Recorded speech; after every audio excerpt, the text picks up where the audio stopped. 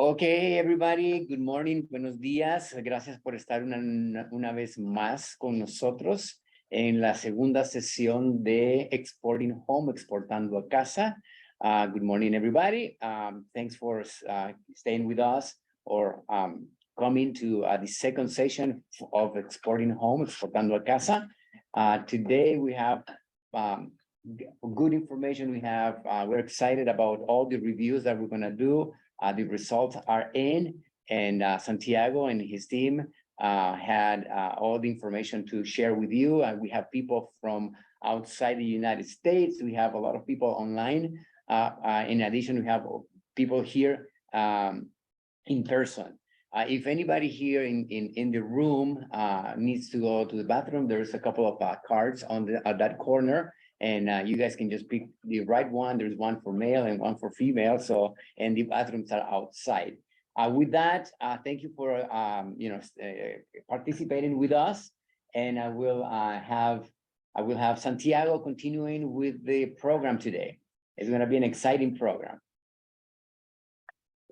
All right. I think I'm good, right? As far as the microphone is on? Okay. Well, welcome everybody. Thank you, Ivan, for making it. Appreciate it. There's coffee and tea over here. So if you need a refill, please help yourselves.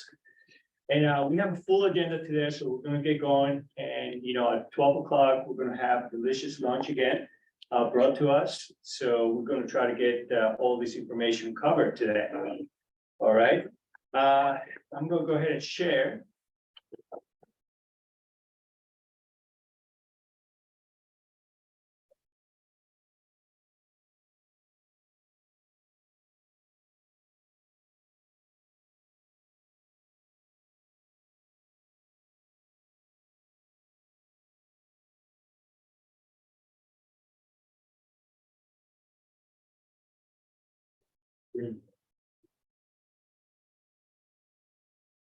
All right, full screen mode.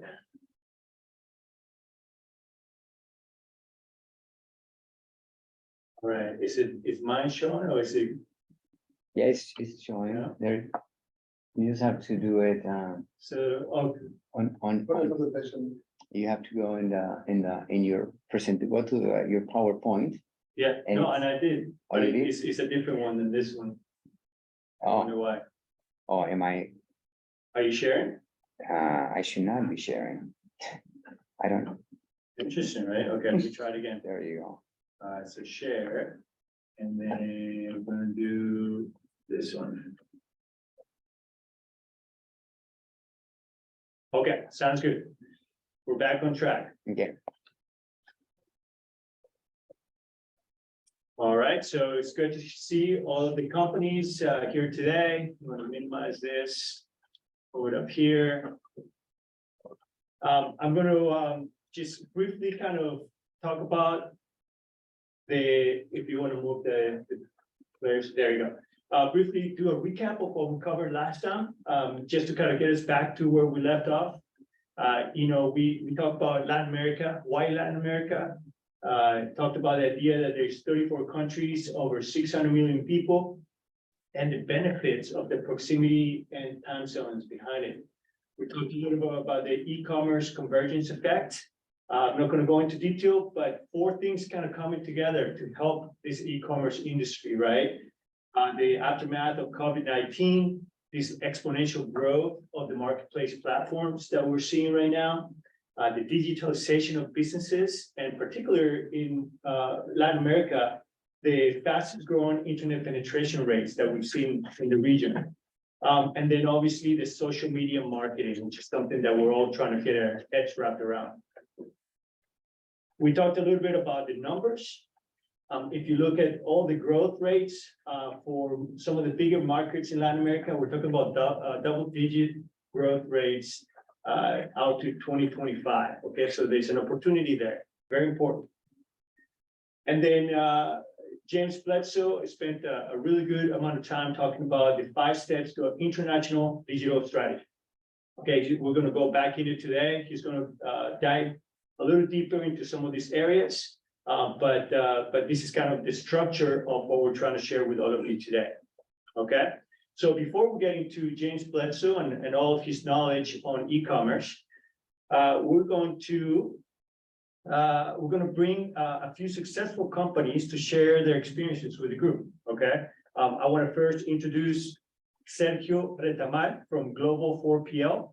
Sergio has 25 plus years of executive experience in supply chain and procurement. He's been able to grow this innovative company and has received numerous awards, including being the first ever importer and exporter of record company to receive the President's E Award for Export Service. He's also the first ever company to receive the Exporter of the Year Award by American Express. Sergio is also a very special partner as he's behind the financial sponsorship of this national initiative. Thanks to Sergio, we can provide export services and hospitality to the participating companies, all of you. Okay, so thank you so much, Sergio. So let's get started with a few questions for Sergio, and then we'll open up the floor for a Q&A after we bring in the other invite. Okay, Sergio, can you hear us? Oh, you're muted, I think.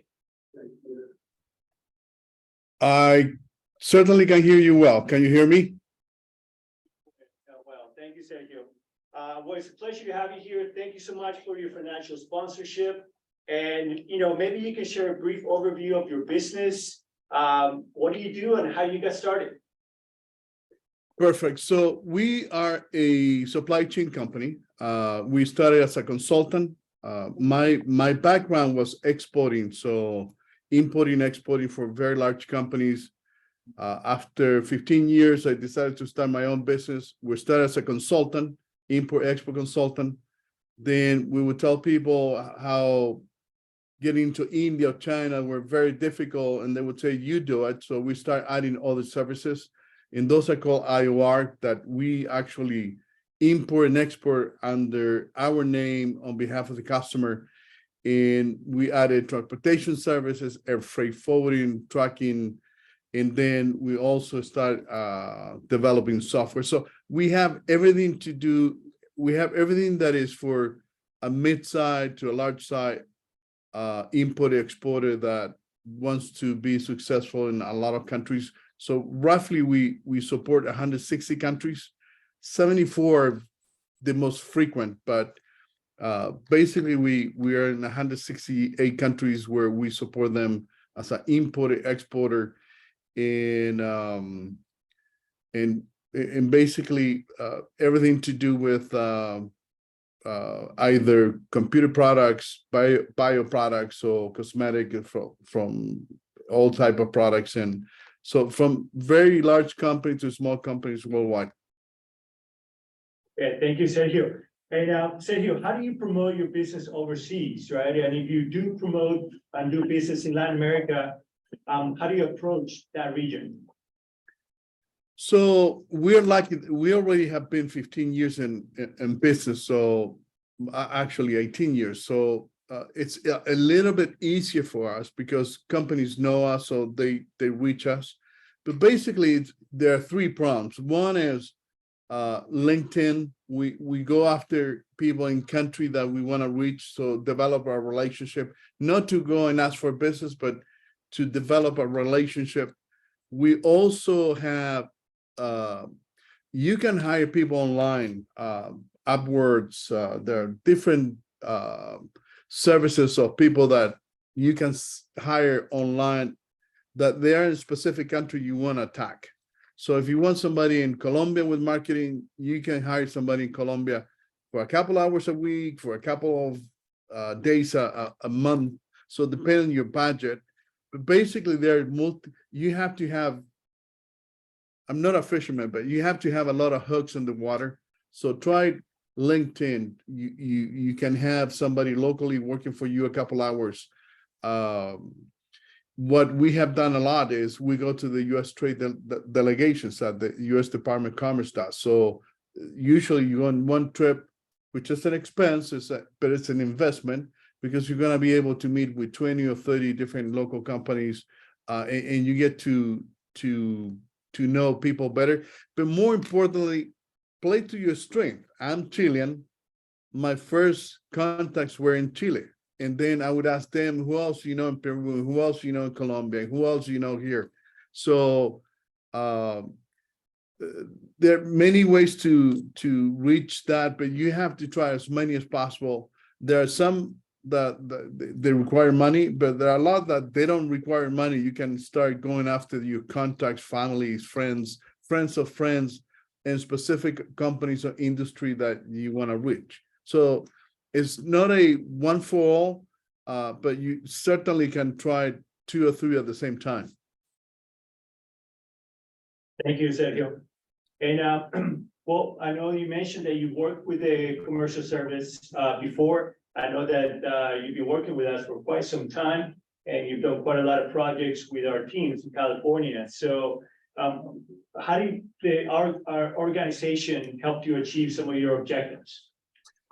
So, especially for the audience, understand that anywhere in the world that U.S. has an embassy, there's a whole team of people trying to help you to promote U.S. products, U.S. companies. So we have been benefited by when we have a specific country need where we use a lot of agents, and because we're in the import export, normally we have to send all the cash up front to pay duties and taxes. So sending $200,000 to a country you don't know anybody, you better reach out to U.S. Trade Department. I mean the U.S. Department of Commerce or the embassy through the ITA to make sure that you can check the background of your companies. Or if you need a reseller in a country, if you need to meet customers, there are services that U.S. Department of Commerce have, and I think it's the Gold Key and others, around $1,000, I believe is the latest price, or $1,200. But for $1,200, they're going to go and look for customers for you. They're going to go and look for resellers for you. And basically, the U.S. Department of Commerce, it has a lot of resources dedicated to small and large exporters. And once you understand those, you're going to be better off. I mean, it's a lot easier to do business with somebody that has been vetted by the U.S. Department of Commerce or the local embassy, or maybe they know some people that or companies that they can help you buy your product or doing the market research. So they have several products, and not only the U.S. Department of Commerce. Just want to plug in other two. There's one that once you start exporting a little bit more, you have insurance for your revenue. So to ensure that you're gonna get paid, in that it's based upon usually U.S. products. But that's good because once you start exporting a lot, not only it has been better by the government, but you can buy insurance to ensure that you get paid. Not that the product gets lost or if it gets damaged, but you're gonna get paid by the customer. And the lastly is the U.S. government through the U.S. SBA. They have loans for exporters if it's U.S. content, U.S. product, that they will finance up to 80 or 90% of your raw materials so you can complete the project.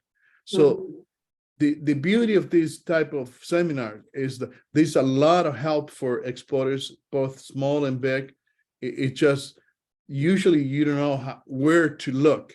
And anytime you go to one of the U.S. Department of Commerce events, you have the SBA there, you have the Exim Bank, which is the insurance for revenue, you have the local embassies, you have the local personnel.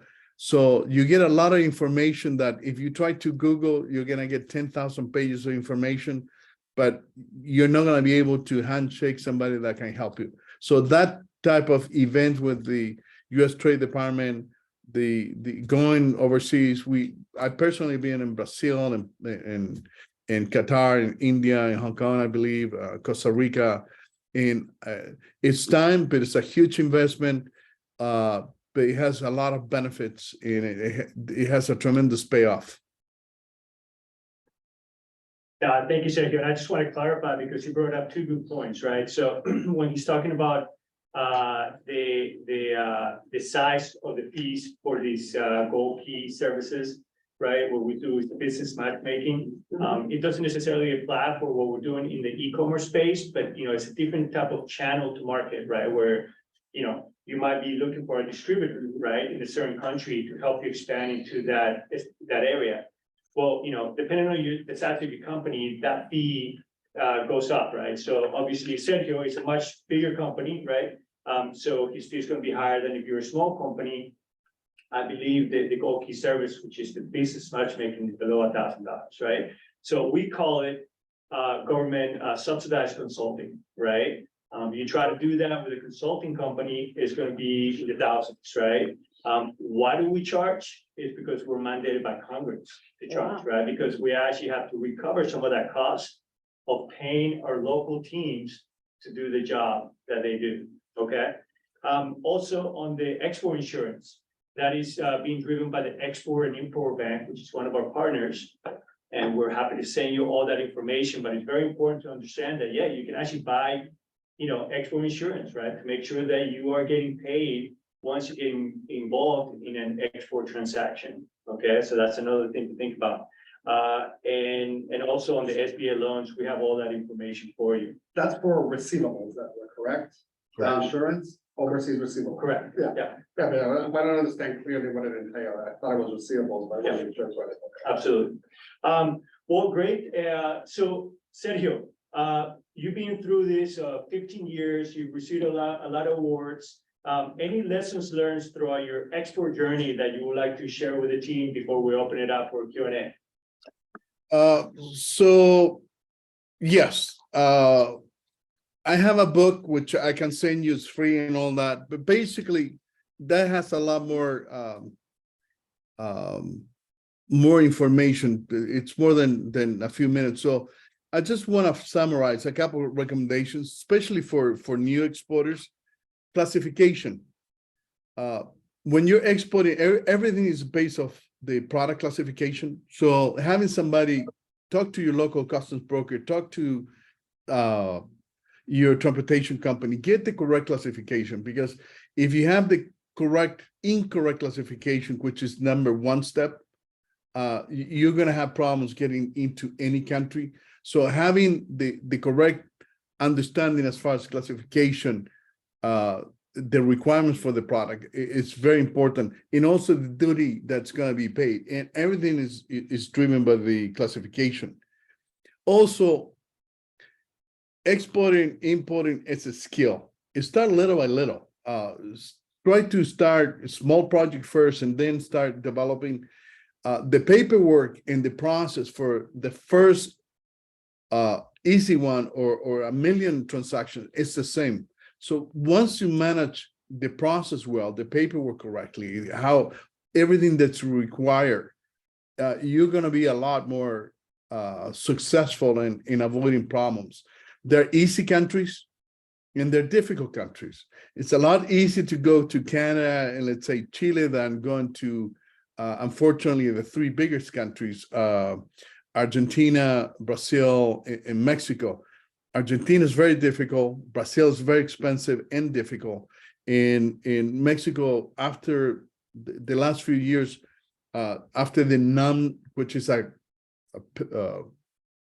certificate, it has been required. It's a lot more difficult to import if you don't have the right products or the right paperwork, just because of they're enforcing some of the regulations that previously were not as enforced. And it's because the U.S. has been bugging a lot of countries to make sure that they respect trade marks like Apple or Dell. So trying to import a product like an Apple or Dell, it's almost impossible because it has to be local, bought by a local reseller. It's most likely will never happen to you, but there are countries you're not supposed to be doing business with. If if you're a US company. So Cuba, directly and indirectly, is a no-no for us. Venezuela is heavily sanctioned right now, so it's very difficult to do business with that. And then know your Incoterms, which most people call them as sales terms. If you're a new exporter and don't understand the sales terms correctly, then you're gonna have problems, because even though it's a very simple term, it tells you a lot of information. Who's the exporter? Who's the importer into the other country? Who pays for the transportation? Who's responsible in case of a loss? And more importantly, who has to pay the duties and taxes? And duties and taxes is very important. The US average is less than 3% duties and taxes. Everything comes very cheap. Brazil's average 100%. Argentina is our average 45%. Peru around 33 once you add everything. So if you made a mistake and you're losing 30 or 40% of your sale, it's going to be painful. So if you send $100,000 sell and you lose $100,000 in Brazil, because not only you have to pay you're not going to get paid, but you already paid the duties and taxes. So being very careful. There are countries that are very difficult, which I would not recommend to be the first export. Brazil, Argentina, you better have some experience, and then you get into, unless you're talking about less than $300 or $100, where if you lose it, it's not a big deal. But once you start getting a little bit bigger, it's going to hurt. And then keep in mind, the US, it has some controls, export controls. It's fairly decontrolled right now. But still, you have the countries you're not supposed to do business with, the sins, sound like a sin: Cuba, Iran, North Korea, Syria, Sudan, and Russia right now. And then products that are sensitive. 30 years ago, the US government really cared about nuclear bombs. We still care.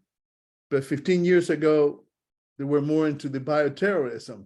They still care. The thing late in the last 5 years or 7 years is encryption. Anything to do with encryption, the US government really wants to know where it's going, because of cyber terrorism, cyber crime, and all that. So there's some products that you need to know that they have more export controls. And from the other side, if you're going to Colombia, Chile, or Argentina, or any other country, then their main concerns usually are safety. So cosmetic, food, the same products in the US requires either FDA approval or the equivalent, or electrical, ULD. I mean, the equivalent to, like the US, we use 110 volts. So if it's going to most countries, not only Latin America, but worldwide, you have 220. So making sure that they have the proper certification in country that is safe to be plugged in. So there are products that you need to be aware. There's easy countries, difficult countries. They're easy. So this cosmetic, anything that you eat or touch your skin, and that applies worldwide. So the one is try to easy country, easy product to start, and then little by little you develop your skills. All right, I appreciate it, Sergio. I just saw Emiko coming in from Hawaii, so I'm gonna bring her in really quick so she can share with us. So Emiko Miyazawa, if you can turn your video on, Emiko, that would be great. And your audio. She's an artist, designer, and jeweler based in Honolulu, Hawaii. Now she sands, solders, and welds everything herself, which is really interesting. I was introduced to Emiko through a colleague of mine at the Hawaii Export Assistance Center. Emiko was involved in a very unique export project that resulted from her presence in social media platforms. Now I'll let her tell her story. Emiko, if you're there, it's a pleasure to have you here. Can you hear us?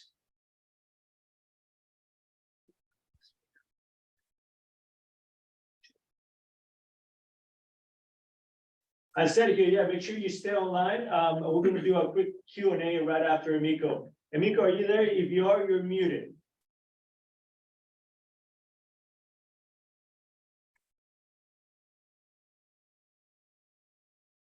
Hi, sorry about that. Can you hear me? Yeah, we can hear you. Yep. Okay, let me try to get this video on. I apologize. Yeah, no worries. And it's great to have you. And I guess as you're getting that going, if you could tell us really briefly kind of what you do and how you got started.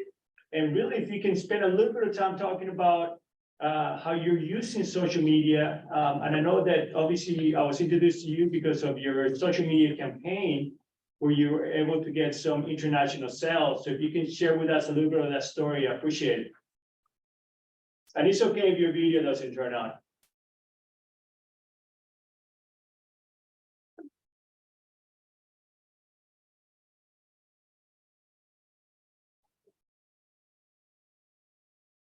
And you're muted if you're talking. There we go again. Sorry about that. Hi. So yes, I do have a very interesting story. I am based in Honolulu and I'm Japanese, and we get a lot of Japanese tourists that come into Honolulu. I had met a young man who was 19 and had just started in the music industry. And he was very sweet, and he was telling me that he loved my jewelry. And so I gifted him a ring. I said, you know what? I want you to take this ring and, go back to Japan, and good luck with your music career, And I was like, why don't you just, tag me on social media. I think he was 19. So tag me on social media and you're going to be famous one day. I had this feeling, and he maybe had about 8,000 followers at the time. And I kind of just didn't really, I forgot about it. I posted a couple photos and I tagged him. And 2 years later, I was just sitting in my studio shop, and all of a sudden I start getting pings on my phone, and it just keeps coming. First from Instagram, I started receiving follows, and then all of a sudden I started getting all of these sales on my website for just this one particular ring. And I thought it was a scam. I thought it was, and it was from China. It was coming from China. It was coming from different parts of China. And turns out that this boy, he had really hit the Chinese fan base. He had a lot of Asian pop stars. They kind of started like a fan group, and then they have like a fan club that forms. And he happened to do a reality TV show in China, which had hit it really big. And it was like a dating reality TV show. So he had a lot of fans from everywhere in China who were fans. And one of his fans went deep into the archives of Instagram and wanted to know who had made his ring that he always wore. And he always wore this ring on his index finger, the ring that I made. And so they found me, and then they added me to their fan club list of designers that this pop star was wearing. So that's how they found me on social media. And so I really felt the strength of social media, and I probably sold, so my ring was around $225 ring that I was hand making. I had no experience shipping internationally from Hawaii. And I probably sold about 100 pieces, maybe 120 pieces within that month. And it was overwhelming because I am one person, and I'm still currently making hand finishing the pieces. Actually, since then I've hired a person, but I'm still individually kind of producing these pieces. And at the time, I, didn't really have experience in shipping. So that's kind of how I got connected with the uh, US Commerce services. So that's kind of my little story for international sales as a small business in the US and having to ship. Thank you, Nico. Yeah, no, it's really interesting. I want her to bring her in just because, we talked about the convergence of e-commerce and the social media part of it, right? And how important it is to have that piece in there. And if you are in social media, in this case, obviously, Nico, it just happened that somebody that was pretty famous in a certain market was wearing some of her products, and then she received some orders of that. And then the second piece is the fact that my colleague in Hawaii, who runs the office of the US Commercial Service, was able to help her navigate on how to do all the shipments to all the different areas that she was getting orders from, right? And that's kind of part of the reason why we exist, right? To kind of figure out the details behind how do you actually execute on those orders. So we're a little bit behind, but are there any questions, since we have Sergio and we have Emiko on the line before we move to our next topics? Any questions that you guys want to share with them or ask?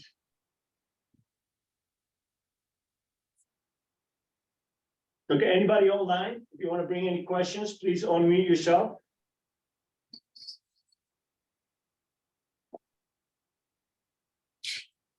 One quick question, and that's, how is she doing now? So that's a good question. John Pacheco here asked, Emiko, how are things going now? Obviously, you had a big ramp up in demand. How are things now? Things have, in terms of the China orders, things have slowed down. There's a lot of things that I learned in that very short period of time. One, which is that in China, they've made shipping to China very difficult. And there's a lot of additional VATs that the receiving end had to pay for the packages, but the China orders have died down. Again, trends and popularity will kind of taper, but I've learned a lot. John Holman from the US services gave me a lot of information, like classification codes, and requirements for shipping and all the different things that you need when you ship internationally, as well as recommendations for ease of shipping, which companies to use, DHL, things like that. So my international shipping has gone a lot smoother now that I have more experience in it, and I was able to get help from John. Wonderful, thank you, Nico. Yeah, to your point, right? Sergio brought it up early on, right? How important it is to just have the right classification of your products. So if you do that due diligence from the start, your exporting is going to go a lot more smooth. Okay. Okay, so we are going to move. So thank you so much, Sergio, and thank you. Wait. Oh, You had a question. I have a question for Yeah. Sergio. sorry. Taxes. When we export, when we sell locally, we have sales tax. How do taxes work on high level when you're exporting? Do you have a federal, you're taxed in both countries? Is there a fixed rate from the US side? Can you give a general overview of high level about taxes? So two things. One, when you're exporting, your sales is not taxable in the US, so you don't have to pay taxes on that. But when you import, you have both duties and taxes. So VIT or GST in Canada or so most countries have. And the question is, who's going to pay that? And that's the crucial question is, if your sale is ex works, which means as soon as they pick it up, you're done, or somebody expects you to deliver to their house, kind of the Amazon, where you're delivering all the way to their house, which means that your price, when you agree to that price, you need to pay for transportation, insurance, duties and taxes in the local delivery. So if you sell something for 100 here in the US and somebody wants it on their door in Brazil, you're probably gonna be selling it for $250 or $225 because it's 100% duties and taxes plus your cost. Now, the question is, in some countries, you can't do that. You have to go through a reseller. So Brazil is a country that basically has to go through a local reseller to import, or somebody has a import license. So to answer your question, the US, usually you wait because you're not selling in the US, but definitely somebody's gonna pay in the other country. And the question is, either you're paying because you agreed to, or they're paying and they know, because a lot of times that's the problem, is that they assume that you're paying for, and that conversation has to happen up front, that, hey, this price will ship it to you, but your broker is responsible to import it, you're responsible to pay duties and taxes, and we're delivering to the airport, or we're mailing it, but you're gonna pay for all the duties and taxes. And that's a key, because it can be 3%, or it can be 150%. So that's the only scary part of export. That conversation has to happen up front. Thank If you. I may add to that, would that be okay? Absolutely. So one of the experiences I had was that I absolutely had to, because I realized that there was going to be an additional $100 in duties and taxes when it arrived, I had to disclose that, just like Sergio has mentioned. And so there was a lot of clarity needed for them. There was a lot of emailing that had to happen post the sale of my product. So currently now I was able to write on my website that they are responsible for that. And there's in the postal part, there's options, which is DDP and DDU, which is bill to the sender, and then DDP, which is bill to myself. And all of those kinds of information was what John Holman had offered to me. So I just wanted to say that that's the difference, is DDP and DDU when you make the shipping labels. So yeah. Thank you, Miko. Appreciate it. Yeah, I'd like to ask a question too. Hi, Luis. Hello. Hi, Luis Garcia with Media Garcia. I run a digital agency, and I have 3 local employees and 5 global contractors. And Sergio, when you were talking about Upwork, I really appreciated that. I happen to be a Upwork expert vetted talent in the space I'm in, particularly around revenue operations and CRM. And one question I have for you, because it sounds like you have some experience with sourcing talent through Upwork. Have you ever considered or set up any entities in the countries that you're hiring from, as in lieu of using Upwork as an intermediary? The short answer is you don't want to create a legal entity in any country unless you have, let's say, $10 to $20 million on ongoing revenues.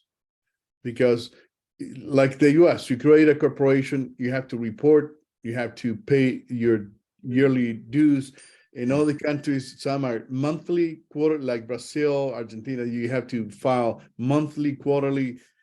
So unless you have a significant revenue in a country, that's not recommended. Now, if you have a concern with having employees in different countries, there are 2 or 3 companies that they hire for you. You can do it yourself, but they hire the employees on your behalf and they maintain the compliance. I believe one is Global Velocity or something like that, but basically they become your HR worldwide.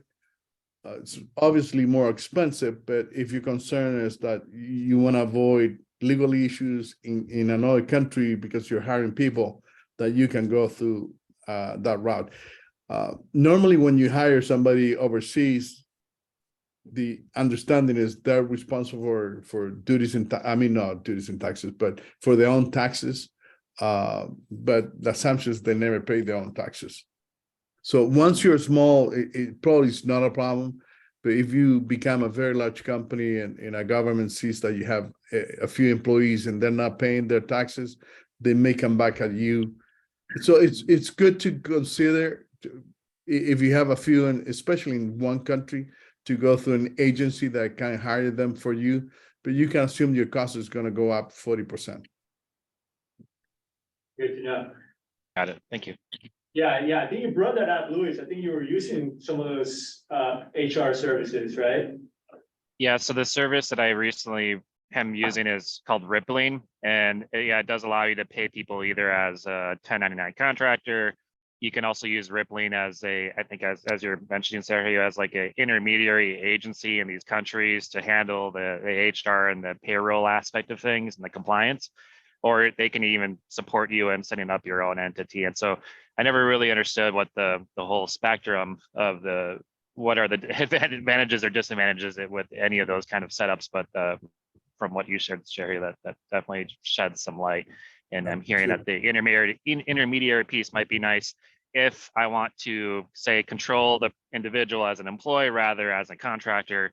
And if we're having a few people work in that country, that eventually might cause for us to come up on someone's radar in the labor area.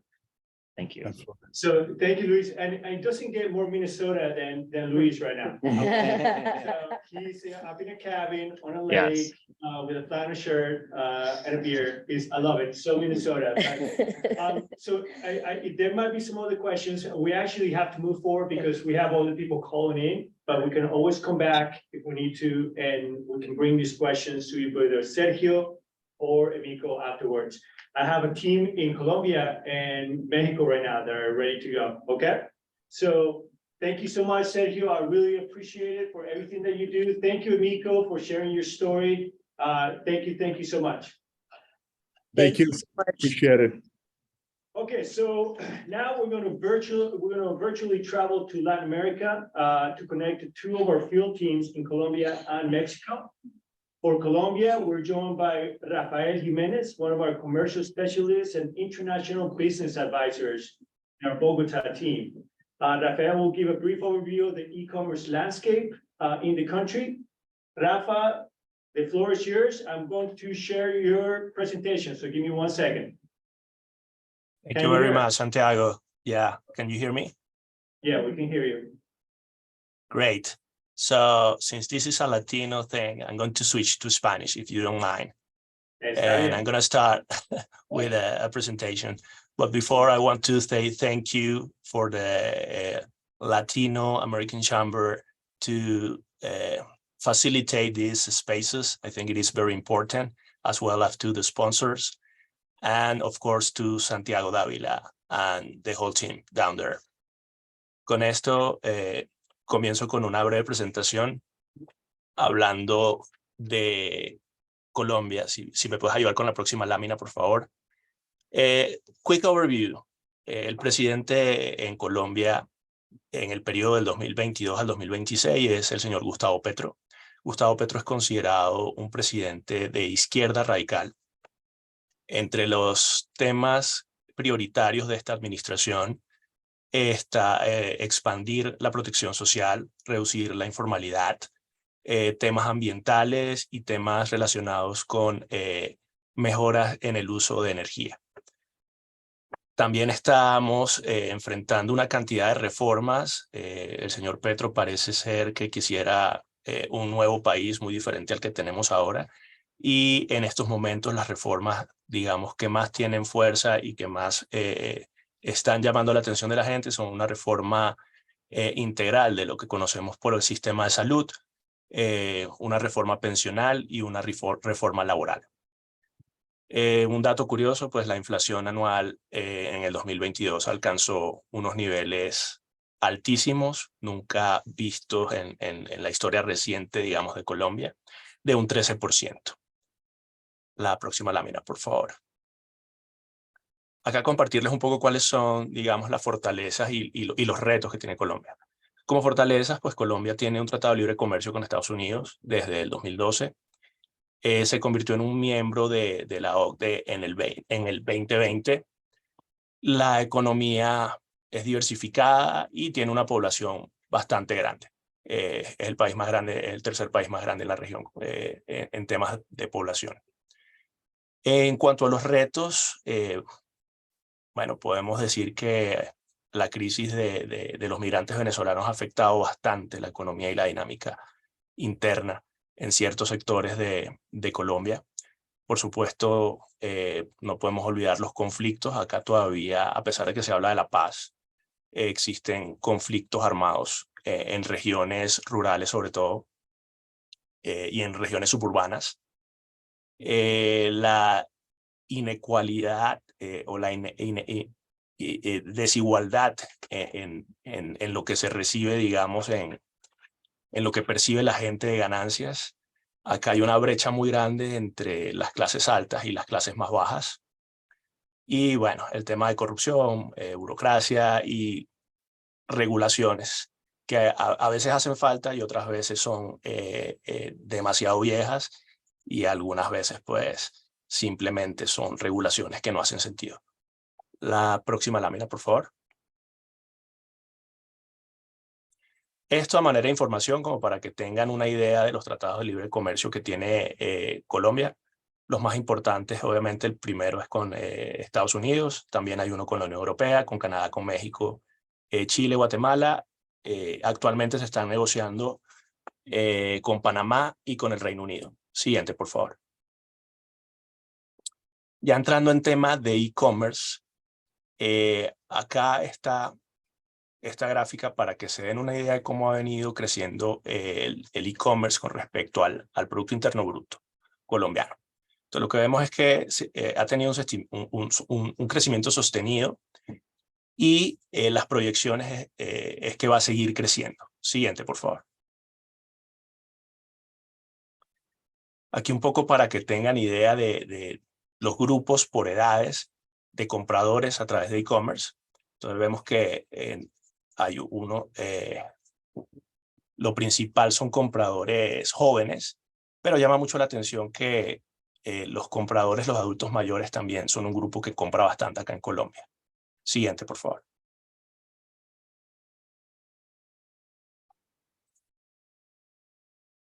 Acá pueden ver las categorías más importantes y algunas proyecciones. Proyectan hasta el 2027.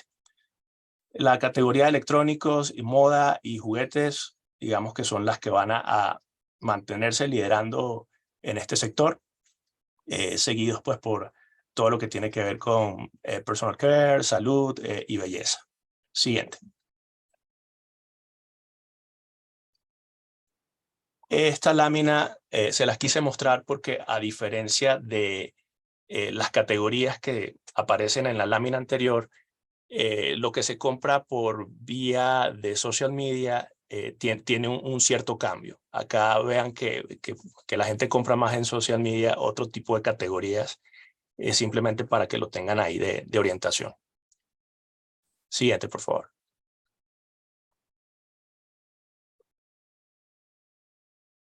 Bueno, las plataformas o los marketplaces más utilizados acá en Colombia son Mercado Libre y Amazon. Luego entonces vienen ya tiendas departamentales como Home Center, Falabella, Éxito, Linio y AliExpress siguen siendo unas plataformas al igual que eBay, aunque con un diferente formato, y Tiendas Jumbo es otra tienda de departamentos que también tiene un marketplace ahí. Siguiente, por favor.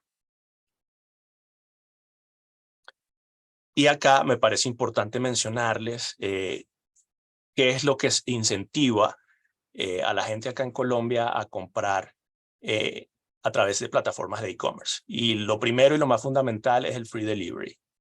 La gente le encanta que el precio que paga ya incluya absolutamente todos los costos. Luego, la facilidad de pago cuando estás haciendo el checkout. Cupones y descuentos también son importantes. Entregas rápidas. Puedes hacer un envío al día siguiente. Y después hay un resto de categorías que pueden revisar ustedes más detalladamente. Esta presentación se les va a compartir a ustedes después de que termine el evento.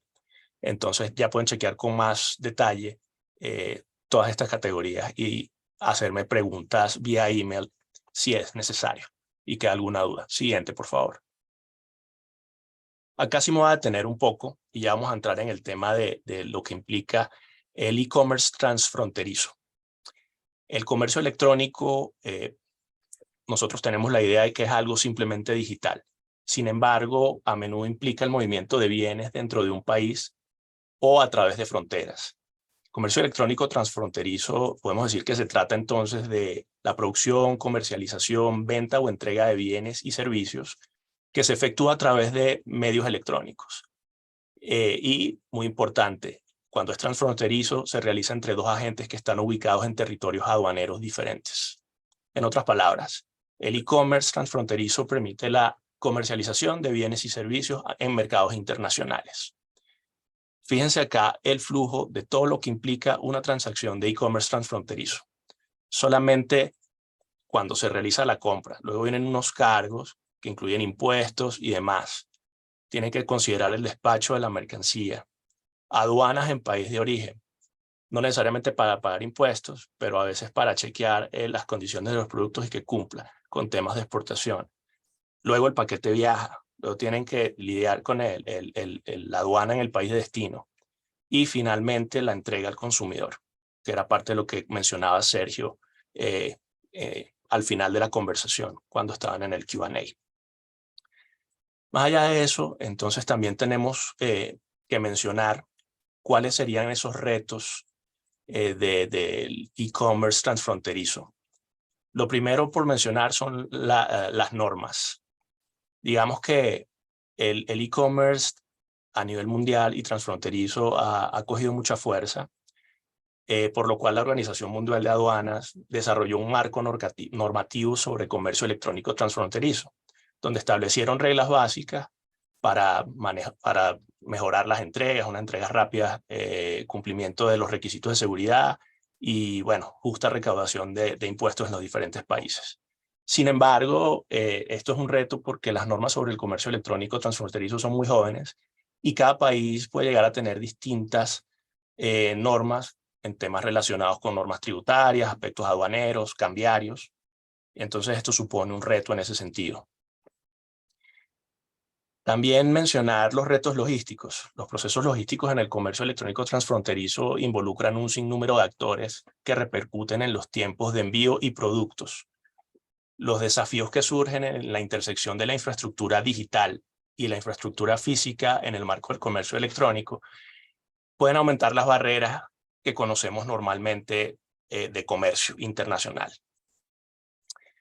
En el entorno de logística y facilitación del comercio se afectan directamente tres determinantes que son las que se muestran ahí: los costos de envío, los tiempos de envío y la logística inversa, que no es otra cosa que la facilitación de cambios de mercancía o devoluciones. Digamos que estos tres son muy importantes porque también impactan significativamente el precio para el usuario final. Y eso se convierte muchísimo en una barrera cuando se van a dar compras internacionales. Siguiente lámina, por favor.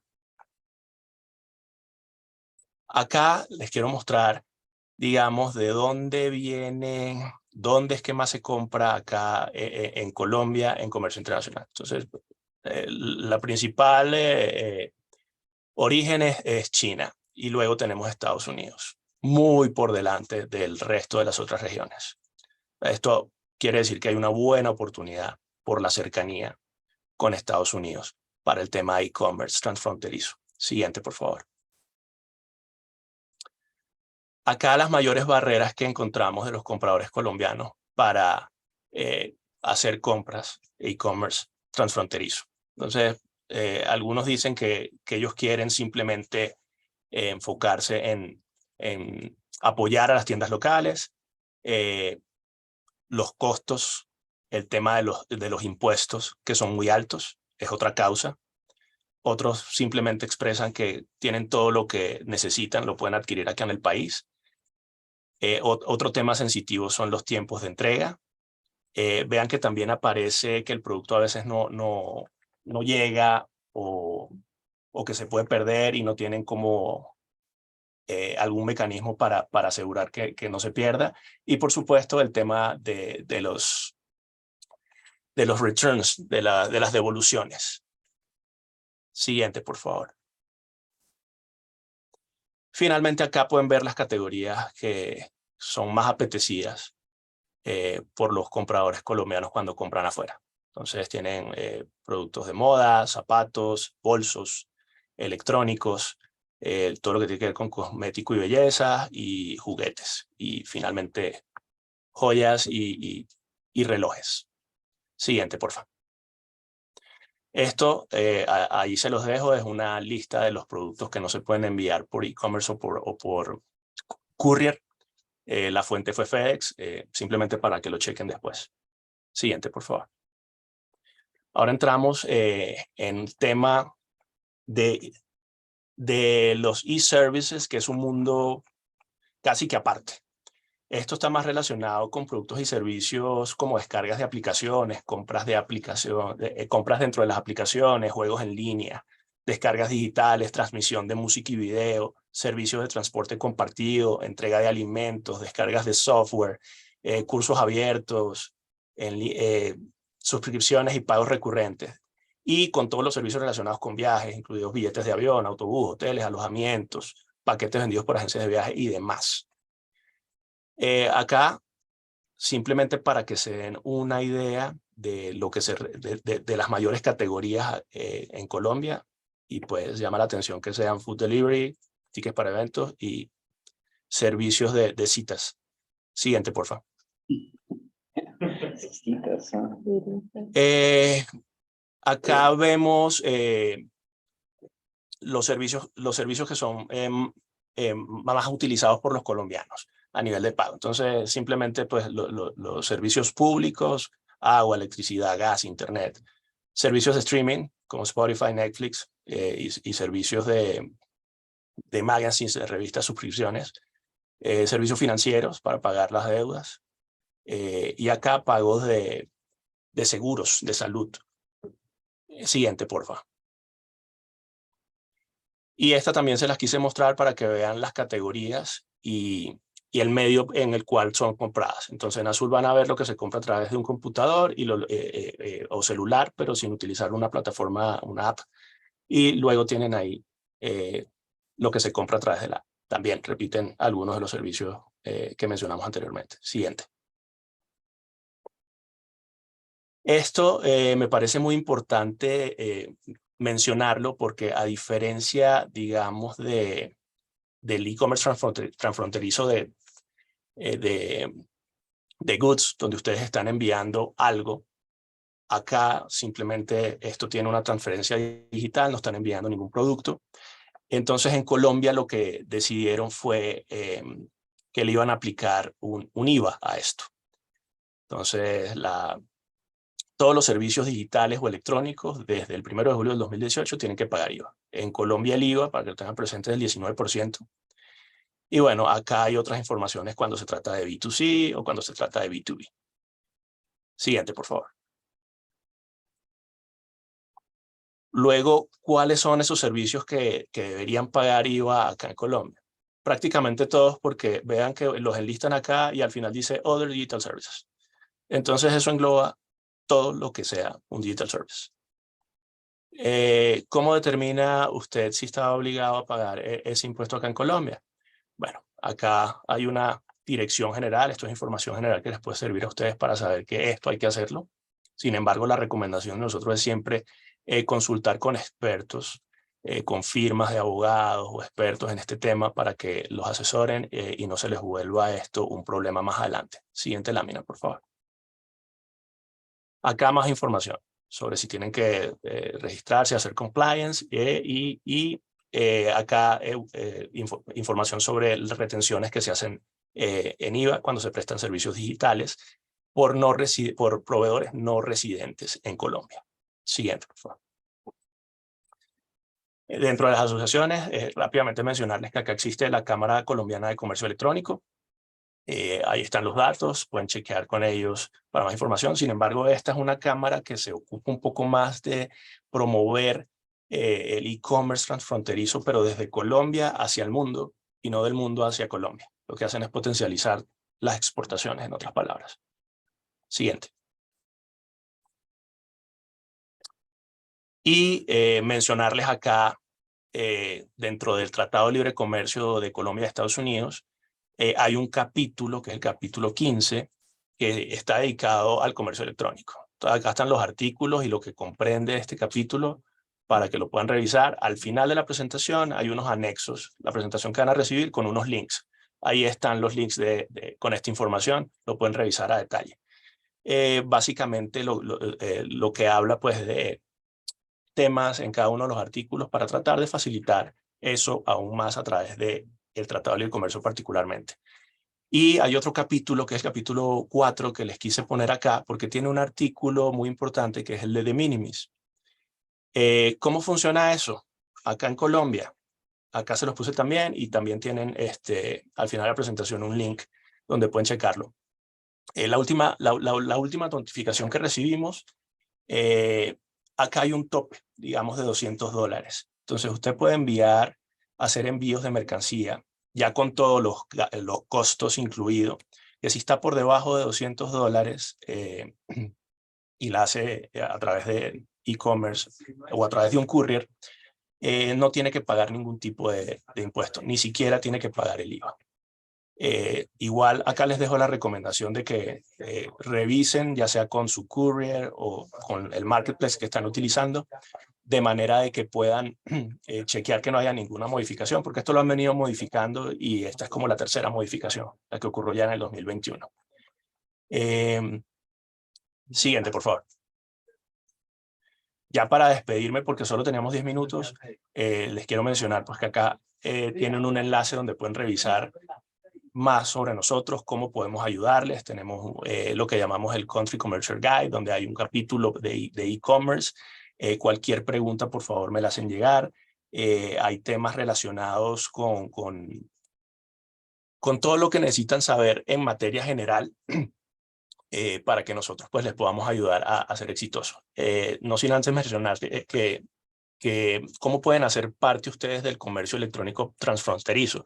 Pues nosotros lo que recomendamos es que quienes quieran sumarse a esta tendencia deben contar o con una plataforma para vender por internet, la cual puede ser su tienda propia online, o a mí me gusta más la idea, si están iniciando, de un marketplace multimarca.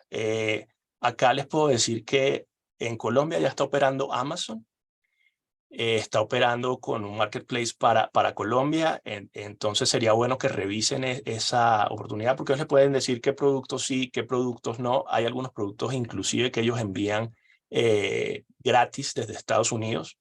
Entonces yo creo que esa sería una muy buena plataforma para que exploren inicialmente y se quiten todo un montón de temas de encima en los que Amazon los puede ayudar con guía, con orientación y finalmente ser el responsable de la entrega de sus productos al cliente final.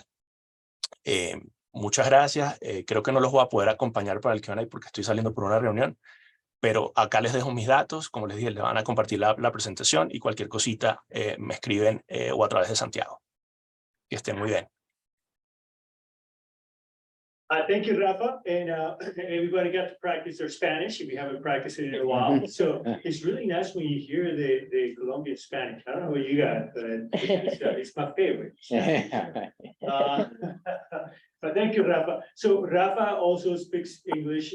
We let him do the presentation in Spanish just to be able to share a lot more of the content. If you end up reaching out to Rafa, right, to actually start exploring Colombia as a market, he can talk to you in English if Spanish is not your language. And he's going to provide the presentation in PDF. You can follow up all these links and read and understand in more detail what he's shared. So now we are going to switch to Mexico, and we're joined by Adriana Carrillo, one of the commercial specialists and international business advisors in our Mexico City team. Adriana will give us a brief overview of the e-commerce landscape in the country. I'm actually very excited because Adriana, so very excited about that. Now, Adriana, we are a little bit running tight on time. So if you can keep it as much as you can under the 10 minutes, appreciate it. I'm going to go ahead and share your slide, okay? Thank you so much, Santiago. Yeah, I will try to keep it short. Sorry, my camera is a bit crooked, and if it's okay with everyone, I tend to do a Spanglish just because that's more kind of like fluid to me. I'm gonna try to keep it to English, but then if I switch to Spanish, and let me know. Okay, hold up a second. I'm gonna pull up your presentation. Yeah, don't worry. As in the meanwhile, Yes. I can start just like giving a brief overview of our office here. As you can imagine, or I'm sure you know, well, the US-Mexico trade relationship is one of the strongest and biggest ones. We have 3 offices in Mexico, one in Mexico City, one in Monterrey, and one in Guadalajara. I'm responsible for the ICT portfolio, which includes basically everything: software, hardware, e-commerce, telecommunications, and I am based in Mexico City. So just to give you an idea of the importance of the relationship, the out of the 50 states in the US, Mexico is either first, second, or third export destination for 32 of those. And each month, we have an average of almost 600,000 trucks crossing the US border. So that can give you an idea of like the huge commerce relationship that we have between the 2 countries. Some of the challenges that we are facing currently is a lot of Chinese competition in basically every major project in the country. That goes to like telecommunications, infrastructure, safety and security. Just like in Colombia, we also have a president de izquierda, and we are seeing a lot of legislations that are just trying to increase the government control of basically everything, and that are allowing for the militarization of the country. So, for example, the military is now responsible for the construction of mainly every infrastructure project. The train, the airport, they're now in charge of borders and customs. They are also going to be in charge of a new airline. They're also going to be in charge of cybersecurity. So they're having much more responsibilities than they used to have. um, and this is creating a lot of uncertainty. The perception of uncertainty regarding government decisions has grown, and I'm sure it's all over the news in the US. We have a bunch of USMCA related issues regarding energy and mining. And we're also seeing a lot of budget cuts in basically every other aspect that's not one of the priority projects of the president. So, for example, for ICT, we saw that the budget was cut down by 70% with this administration. So now I'm gonna just try to move quickly to our subject of today, e-commerce. Santi, if you can show me the next one. Really, the COVID-19 pandemic forced us to grow faster than expected. And last year we had 63.3 million users in the country, but it's expected to grow by 2027 to 88 million users. Electronics and fashion are the verticals that have the highest revenue, and especially the electronic vertical is the one that has more expectations to grow in revenue by 2027. And I think if you can move to the next one, Santiago, please. ¿Esta o la próxima? La que sigue, porfa. This revenue of e-commerce market? No, la que sigue. Okay. Esa la expliqué brevemente. Okay. Y yo creo que la que sigue es un poquito más interesante, porque es en donde podemos ver cómo se compara México con el resto del mundo en cuanto al crecimiento del e-commerce, en cuanto a retail. Estamos dentro del top 10 de países con mayor crecimiento. Sorry to interrupt you. If you can continue in English, we have Oh, a yeah, few- for sure. Sorry. Yeah, I think this slide is very interesting because you can see how Mexico compares with the rest of the world in terms of how e-commerce is expected to grow. We are among the top 10 countries, and you can see the average of growth in the world is 7.4, and Mexico is growing by 23%. And so that's like a huge difference. And you can see that other more mature markets like France or Germany are actually downgrading their expectations in terms of e-commerce growth. And then the next one I think is also very interesting because it shows a little more about how the profile of the Mexican e-buyer. It's mainly, people that are between 25 and 34 years old, but we saw a huge increase this year compared to the last one of users that are between 18 and 24 years old.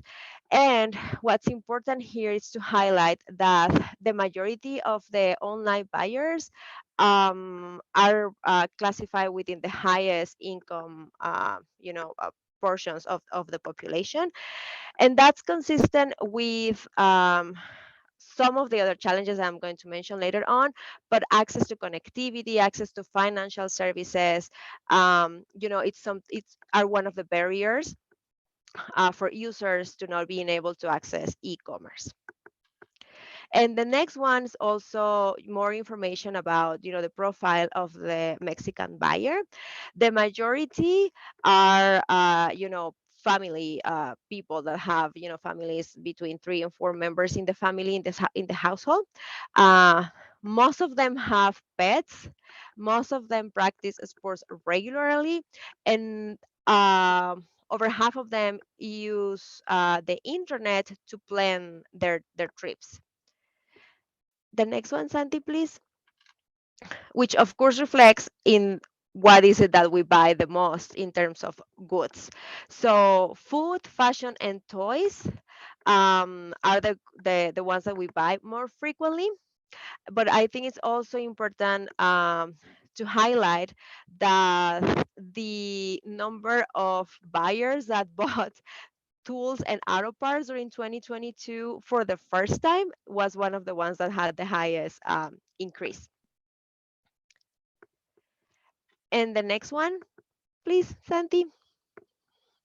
This one's also very interesting for me because I think it gives you better understanding of the Mexican mentality and how we buy things and how we pay for things.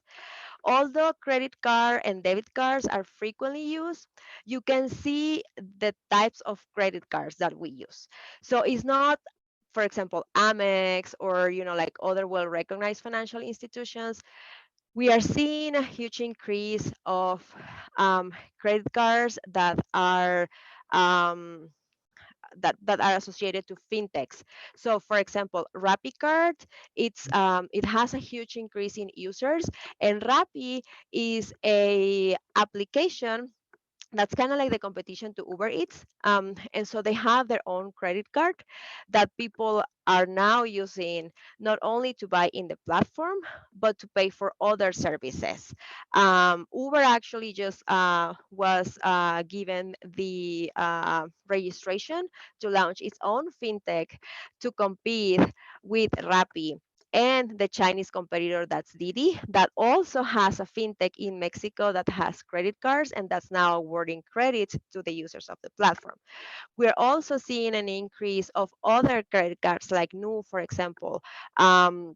And these are payment methods that are becoming popular because they award credit cards to people that otherwise wouldn't meet the criteria for the biggest financial institutions to actually get a credit or a credit card. We can also see that cash payment is still very popular. There's also a method when you can buy online, they give you a code, and then you go to a convenience store and pay in cash. And this is again because bankarization is an issue. for the growth of e-commerce in the country. And we also have a lot of informal economy. And also because the lack of trust of online users to actually pay with their cards online. So cash is also still a very important way to pay for the means for the goods or services that you buy online. Also, you can see that almost 25% of the users use department stores. For example, the are equivalent to like Saks and all of these. They have their own department stores that they offer, better deals, discounts, installments, cashbacks, and so that's also a very common way to pay for the things that you get on e-commerce. And the next one. And this is now for services. Just like in Colombia, we can see that it's mainly subscription services, like, OTTs, HBO, Amazon Prime, Netflix, and also lodging services. I think it's important to highlight that there's been a huge increase of users that are now buying personal wellness services for the first time online, like, therapy, meditation apps, and things like that. The next one, Sandy, please.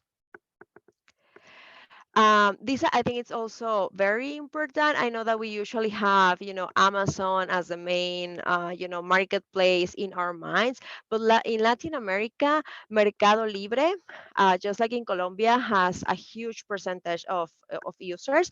Actually, in last year in Mexico, they doubled the number of users versus Amazon. And just like in Colombia, Amazon also has a Mexican marketplace. They even have a special category for craft goods or local stores that are sold in the marketplace. And cross-border e-commerce, of course, very, very, very important for our audience today. The main things that we buy are fashion and beauty products. And the reasons why we do it is because you can find through e-commerce a lot of products that we don't really have access to in the Mexican market. The US continues to be the main source of cross-border goods for Mexico with 49%, and China is the second one with 37% of the goods coming from that country. And for cross-border e-commerce, it's mainly users between 25 and 34 years old, which is also consistent with like the general stats of e-commerce users in the country. The next one, please. Now, as I mentioned, we still have some challenges for the growth of the e-commerce ecosystem in the country. The main one is internal mentality, meaning that the small and medium local companies don't really have the mentality to grow through e-commerce or to export their goods and services. There are some campaigns from the Mexican administration, from the Minister of Economy, to try to prepare minority owners, like like women or indigenous populations that have some companies, to use e-commerce to try to expand. But it's really something that we will still need to work on with local small companies. And like I said, what we call bancarization, which is the access to financial services and banking institutions. 51% of the Mexican population doesn't have access to financial services. So that's still a huge part of our population that, of course, cannot buy online if you don't have access to services, right? Um, and that gap is even bigger when we talk about gender. So women usually are the ones that have less access to credit cards or our financial institutions or banking services. Also, like I mentioned, we have still a huge percentage of the economy that's informal, almost 25%. Um, and that increased during the pandemic. So of course, these are people that are making money, but that are not regularized in terms of like paying taxes and everything. So they don't pay with debit cards or credit cards, sorry, because mostly what they handle is cash. We still have a huge percentage of the population that don't have access to internet. And even though the number of people that have access is growing, still 1/3 of the entire Mexican population doesn't have internet access.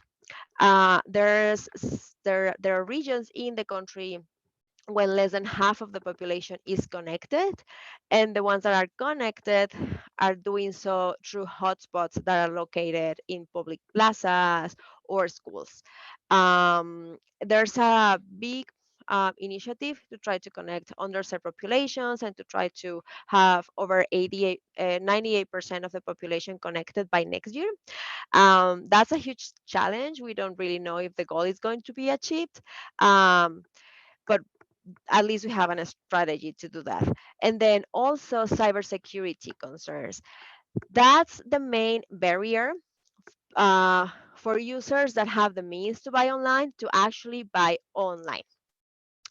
The latest statistics shows that only half of the online users really feel safe about buying online, and the other half is either undecided or feels very unsafe about, you know, giving your credit card numbers or debit card numbers online. So that's also a huge barrier for the growth of the e-commerce ecosystem. I also wanted to share some tendencies or like trends that we are seeing, and that are expected to help increase the number of users. So free delivery without minimum amount of purchase. Right now, the majority of the marketplaces or platforms do offer free delivery, but with a minimum amount of purchase. Um, and what's becoming very popular is cashback. So a lot of the marketplaces or applications like Rappi or Justo, that's like 100% online grocery shop, they offer cashbacks per each time that you shop with them. Um, and we're also seeing a lot of interest in users to buy things that come in eco-friendly packages. And the secondhand ecosystem or economy of like used goods for, like, for example, clothing or electronic, it's growing, and there are statistics that 54% of the e-commerce users would rather buy something like that. And the next one, just like in Colombia, Mexico has a legislation that taxes digital services. This legislation was approved in the 2020. And so now foreign companies that provide digital services to users in Mexico through applications are required to pay tax. In the case of the Mexican legislation, the regulation forces platforms like Uber or Trendier or Amazon to withhold the taxes of the people selling through the platforms and to actually present the declaration to the IRS authorities. What is it that is taxable? Uber drivers and similars, every e-commerce seller, um, goods, lodging, basically every type of services, online clubs, dating pages or dating applications, teaching, exercising, Everything as long as the receiver of the service it's located in Mexico, is using a Mexican number, or it has an IP that's located in Mexico. And I think that's the last of my slides. I also wanted to share some resources with you. We have a country commercial guide that it's a very extensive document that includes a lot of details on, for example, the trade agreement, the de minimis, the VAT situation is better explained there, and some associations that are the ones trying to, doing a lot of work to try to increase e-commerce in the country. So the Mexican Association of Online Sales, the Mexican Internet Association, and the Latin American Internet Association are always good resources, and they also publish a lot of like studies or stats on the e-commerce situation in the region.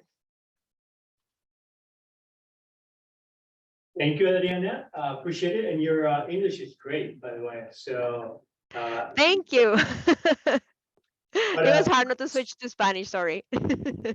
So a lot of great information both for Colombia and Mexico. So think about this, guys. We have teams in each one of the countries that we serve with this amount of information, right? Now, there's a lot to unpack there. It's one of those things where you just have to take it one step at a time. Follow some of these links, and then if you have any questions, reach out to our teams. So we are going to try to catch up a little bit. I'm going to stop sharing here, and we are going to give the floor to James Bledsoe. Are you there? You guys know this guy. I am here. Sorry, my mute wasn't working. Can you hear me? We can hear you, and we cannot see you. I think your camera might be blocked. Yeah, let me get, for some reason, there we go. Zoom likes to pick my laptop camera, which is over there in the corner, not my actual camera right here.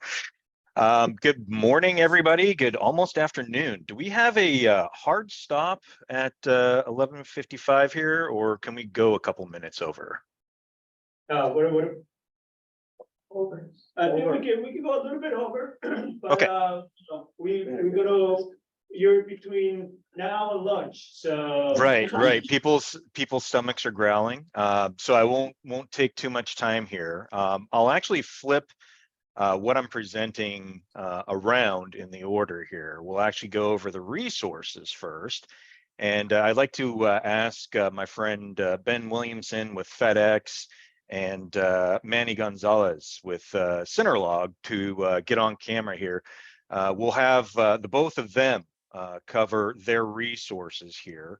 And after my short introduction here. So as you recall, our last meeting for this export home, I presented on the digital strategy, understanding the steps required to succeed online, of which SEO is one of the beginning steps. As we begin to deliver your website globalization review gap analysis reports, we'll be reading through them, and I'll hopefully have some time at the end of this to show an example of one. But as we're reading through this, it'll become apparent that you'll need the assistance of service providers, people to help you make that last little bit of connection here. So first up, unfortunately, we're going to have to cut it down to 10 minutes each. So first up here, we'll have Mr. Williamson from FedEx talk about the FICP program, which has a lot of services that we both find complementary to the gap analysis report. And then we'll hear from Mr. Gonzalez with Cinerlog about selling online in general, and then specifically his specialty, the Brazilian marketplace. So I will go ahead and then hand it off to Mr. Williamson, again with FedEx. We'd like to hear a bit about that FICP program, what kind of services can help these businesses make that last step to Latin America, and then I will go ahead and pipe in here when we're looking a little close on time here, so we can be respectful of everybody. Sounds good. Yep, Thank I'll you. hop in and make it super brief. And good morning, good afternoon, everyone. Great to meet you. As James said, I'm Ben Williamson. I'm an international sales director with FedEx, and I'm responsible for the Western 19 states, including the great state of Minnesota. And lo siento, mi español está horrible, so I'm not going to speak it in Spanish, but I did grow up in a Spanish-speaking home, and my mom and dad actually met in Venezuela. My brother and sister were born in Colombia, so it was fun to hear all about the great things happening there. Could somebody enable, oh, there we go. Screen sharing has been enabled. Thank you. So in just a minute, I'm going to pull up a screen, and the idea behind FICP, which is short for FedEx International Connect Plus, I know it's a really long name, but the concept behind it is providing a really simple solution for e-commerce shipments to move globally.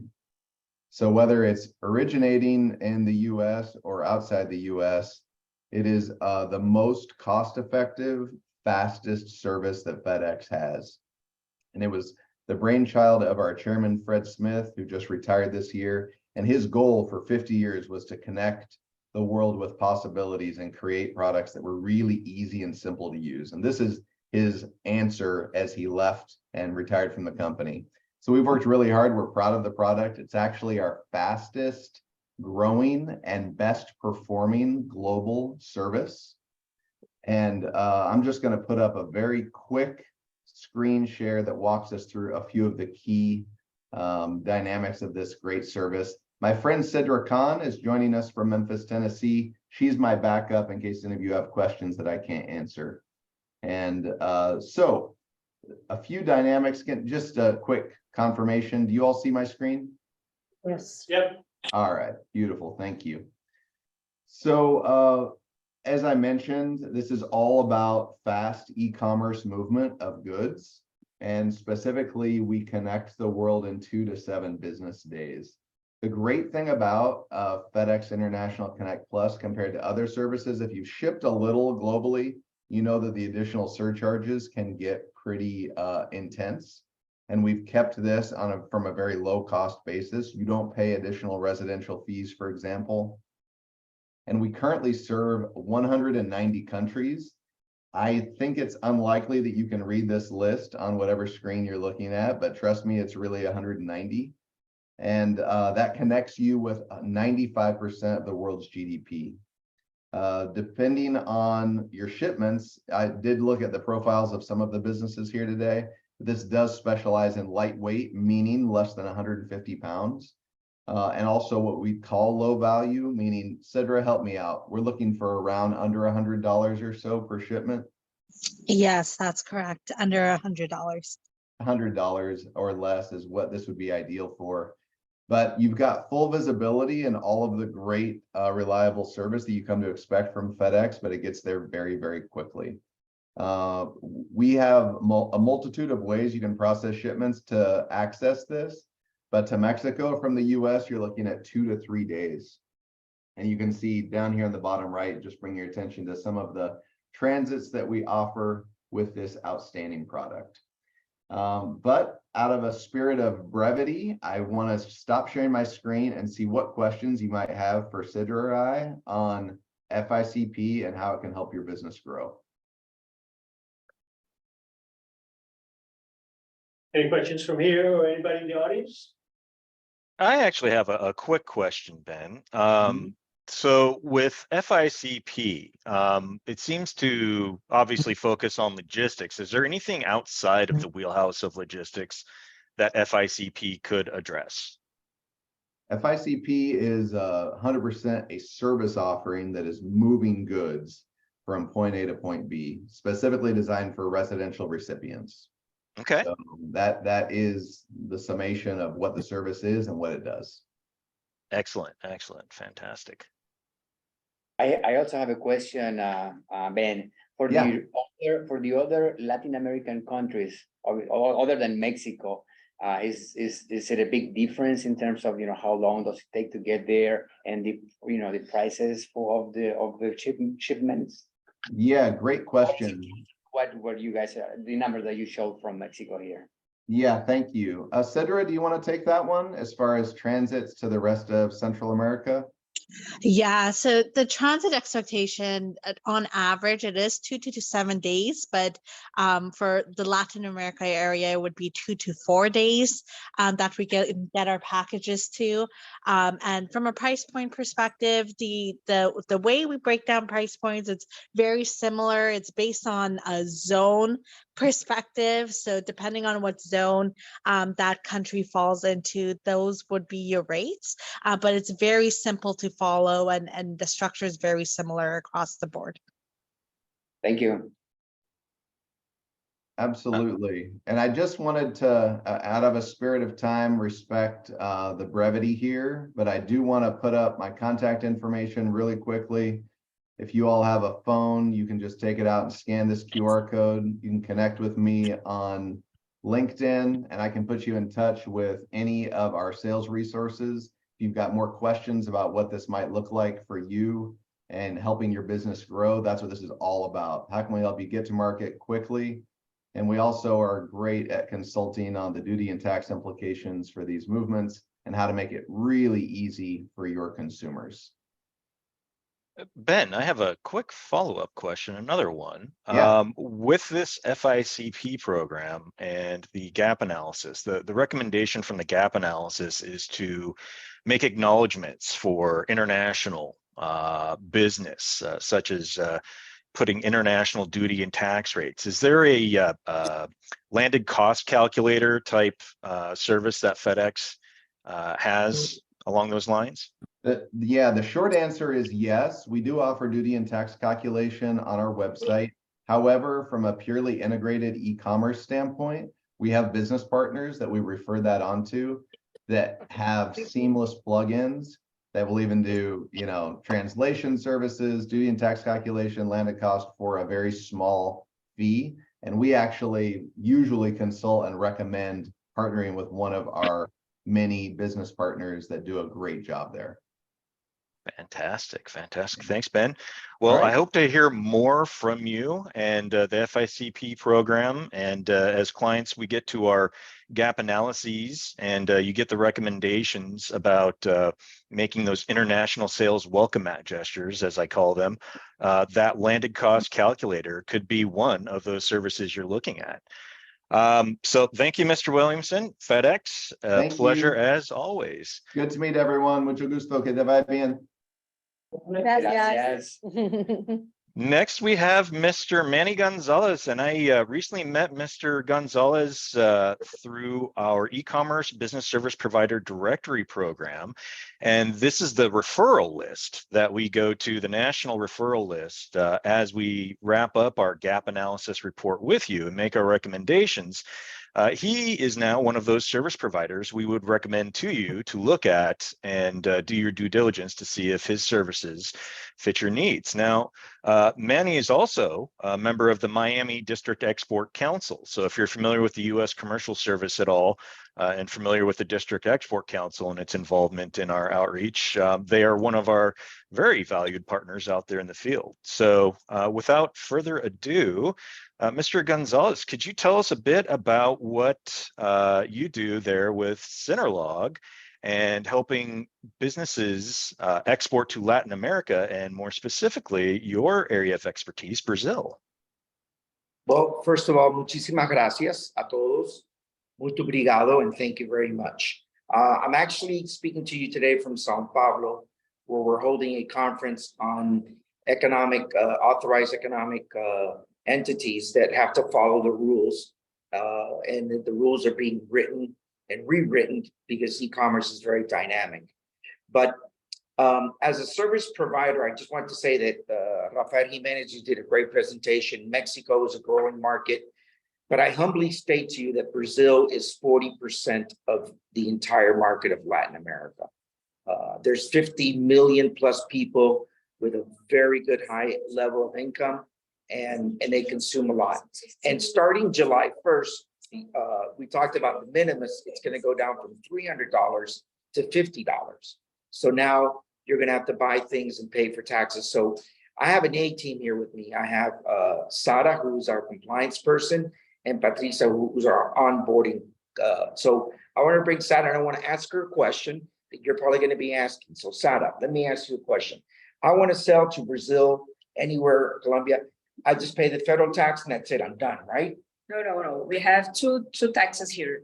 One is the federal one, Okay. it's our importation tax, and the state one. Each state has one tax different from each other.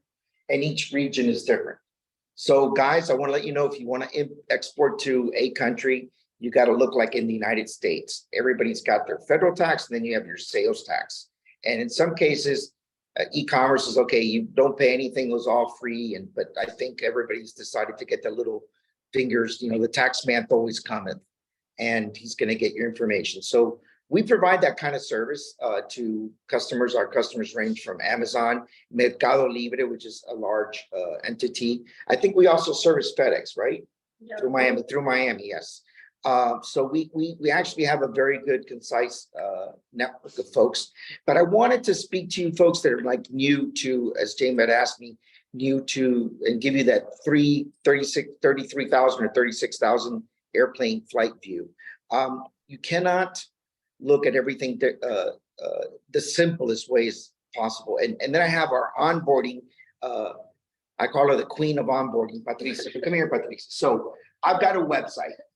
It's beautiful in English. I'm going to translate it into generic Spanish or to generic Portuguese. Is that a good strategy, or do I really need to customize to local or using slang? Yeah, no, you gotta study your market, and then you use like the tools and strategies for the local market. I would say that, especially here in Brazil, we have different cultures. It's a big country. So you can be more specific for, like, according to the region you are targeting. So I would say you gotta study your client first, and don't go generic. Not gonna work here. Yeah, especially with some of those translations that could be, one word could be a good thing and one word could be a very bad thing. So I have to be careful in the languages. So I just wanted to give you that overall, but I can tell you that the growth of e-commerce is exponentially growing. It went down a little bit on after the pandemic, but the traditional exporter used to think that he had to export, and for him to export, first of all, I've been doing this for 30 years through the deck, and other folks says, well, how do we export? Well, it used to be that a retail store had a limited customer base of its 5 to 10 mile radius.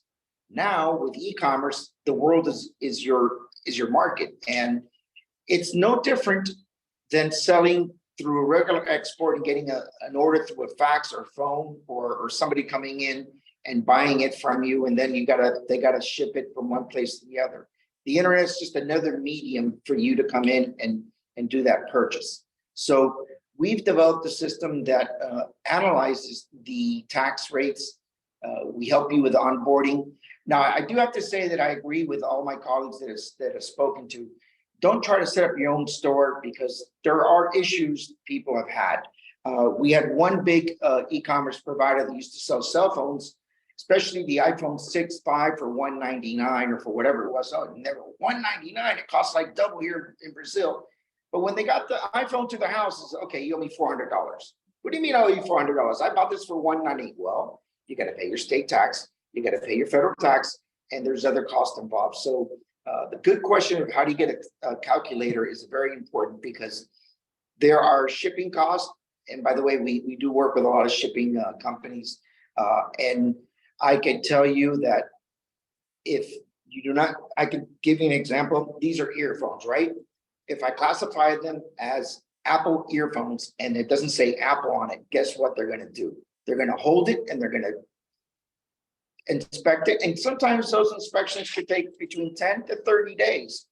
And then your customer gets irate. So that 2 to 4 days that someone was talking about, you got to have the proper documentation, so, and marketplaces actually do help you provide with the right documentation, and they use our service. Every major marketplace that you can think of is using our service, including Alibaba from China, which we work with, and we have several ones out of Europe. So we're kind of like the back end number crunching, freight coordinator, and market developer for addressing the issues. And if you have any questions, listen, I brought my A team. Sara has been Sara wrote the book on e-commerce, importation, and duties for Correios with the Post Office of Brazil. So Sara is the one that wrote the book. And I humbly say, and Patrice has been in marketing for years and knows the onboarding, worked at several multinationals. So we're here to help. No question is stupid because we've had big companies, I'm not going to mention the names, that sold iPhones for $199 until the customer got it. And by the way, there was a huge surplus of iPhones at one point or another here in Brazil because of those mistakes. So don't think that just because you're small or new to the market, you're not going to make mistakes. So you've got people to hold your hands. And I think FedEx is a great resource. We work with them and they've got some fun. The folks that handle Latin America out of Miami are very sensitive. In fact, the young lady that runs their international government is Brazilian. So they've got people that are culturally sensitive and legally and technically sufficient. And James, I don't want to make this a NASA project because I just wanted to reinforce what's been said before.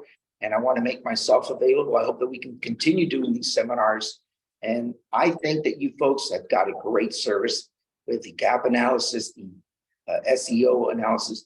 This is simple, but very important tools. And I'm glad that the Department of Commerce has this e-commerce innovation lab. And James, I think you're doing a great job. And I think we just need to evangelize this a lot more. You're making me blush. Siendo hijo de cubano, nacido en los Estados Unidos con abuelos españoles, no puedo despreciar el idioma de Don Cervantes. Así que a todos ustedes les doy muchísimas gracias por tener la oportunidad de hablarles con ustedes. Y aquí, bienvenido Brasil. Okay? Gracias, Manny. Yeah, I actually have a quick question, Manny, starting out. Now, you mentioned your kind of broad services helping folks reach the appropriate channels in Brazil. What kind of specific services do you offer? Do you offer like warehousing or finding local representation? As I understand it, local representation is required there in Brazil. Is that something you also assist with? My two members of my dream team are nodding their head. Yes, I know. But listen, it's very important because you have a lot of chargebacks or returns and you need to provide that customer service.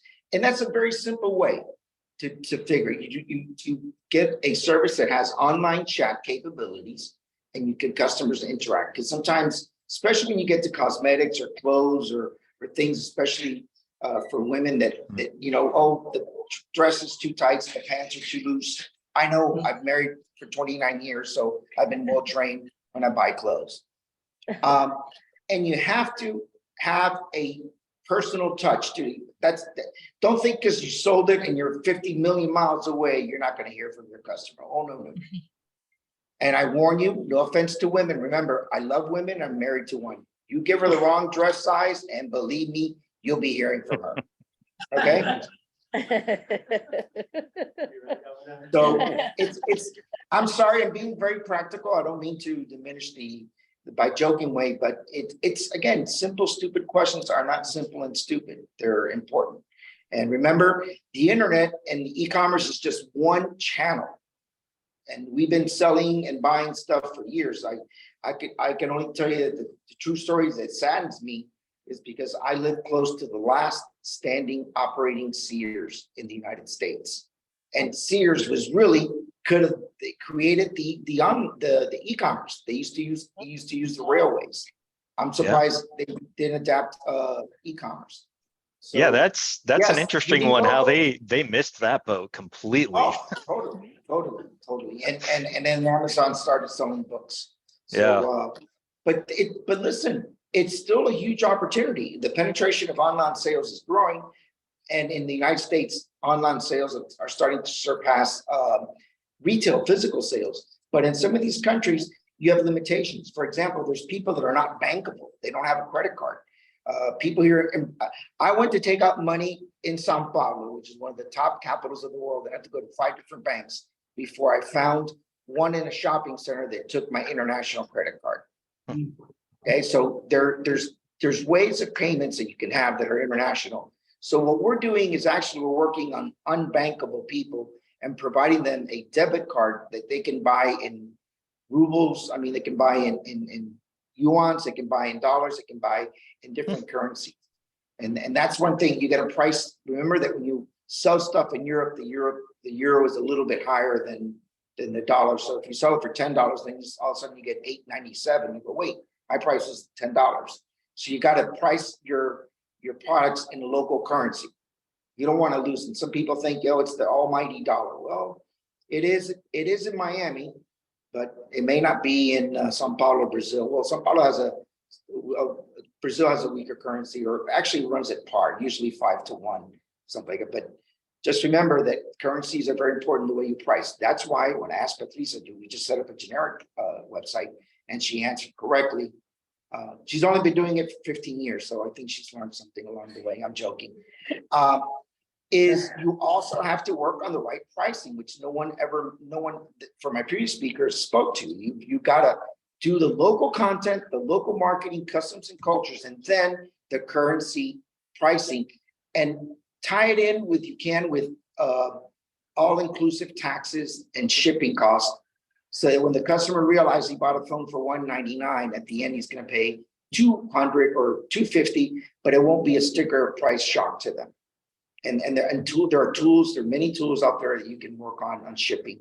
And again, recommendations, you work with a large established. Mercado Libre is definitely the key player in Latin America. You have Amazon. eBay also has a good presence. We have Lojas Americanas here in Brazil. Yes, Magalu. Magalu and Irafas, right? Irafas is like a Best Buy type of store. So they have volume pricing, and they consult with us on terms of what the taxes and duties are.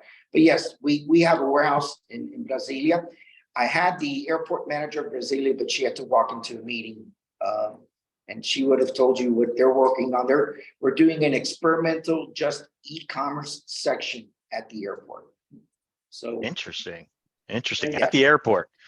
At the airport in Brasilia, yes. Oh, Yes, when are we launching that? I think in a couple of months. Couple of months. I'll let you know, James, but we can do an experiment on Brazil just for and that's what's gonna happen. That's something we can actually involve our local personnel in there too. There at the consulate. So yeah, definitely follow up with me on that. I'm sure that's something they'd be interested in at least being aware of, if not participating in, if that makes sense. But I appreciate your time, Manny. I really do.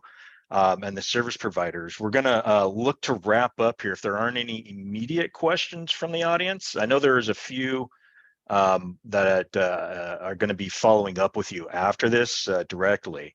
But I'd like to your talks on the currency issues and the localization really resonate with the gap analysis report and the recommendations that we have on there. So I'm going to quickly, for the last 4 minutes here, we'll look at one of our attendees' gap analysis reports just to understand how these services can tie in to that. Oh, I cannot share right now. Okay, yeah, we'll give you access. There you go. There we go. Share screen. So here we have the gap analysis. Where's the view? 100%, please. There we go. One page. There. Here we have the gap analysis by Mr. Martinez, custom tailor. All of your reports are going to look very similar to this, but have different data. But the main things that we're outlining for all of your websites with these gap analyses boil down to 3 main executive takeaways. And that starts with the back-end issues, the metadata issues of your websites. Missing meta elements that search bots need to see to allow your website to show up in an international search when someone in Sao Paulo is searching for custom tailor clothing, for example. As you're working on these back-end issues, the recommendation for all of our clients is to create more content. What is content? Paragraphs, sentences. Why? Because in those paragraphs and sentences are keywords. That's what the search bots need to see. And so by adding more keywords, you're making yourself more valuable in search. And so that crosses over into the second recommendation in the digital marketing. We usually take a look at the YouTube presence, but we don't have time for that today. But during the deliveries, we will definitely do that because they're hour-long deliveries. And the recommendation is to get that social media, that digital marketing effort in alignment with your website through making sure that, again, keywords are in descriptions of channels and postings, as well as links back to your own business website so that the search bots can make those associations. And then last, we focus on working on your digital strategy by making sure that you're actually looking at your website analytics so you know what sort of conversion rate you're getting when you're investing into your website and you want to know how much of your overall sales it is driving. Looking at your website analytics is the first step into understanding that. So these gap analysis reports all have the same structure. We first cover what those issues were. Here we see an average ratio of pages to metadata issues. We usually see 1 to 3 metadata issues per page. So Mr. Martinez is doing average there as far as those issues. But fixing these issues has a direct impact on what's called their domain authority ranking or ability to be found score. And so we cover that usually in detail during the deliveries of these in the Moz crawls that show the SEO issues and the backlinks as well as the keywords. We also do a comparison to your competitors and show you a little bit of insights into their digital marketing activity by how many links they are adding or subtracting from their website. And all of this is a part of the 3-part process, which Manny and Sergio with Global 4PL have all touched on previously.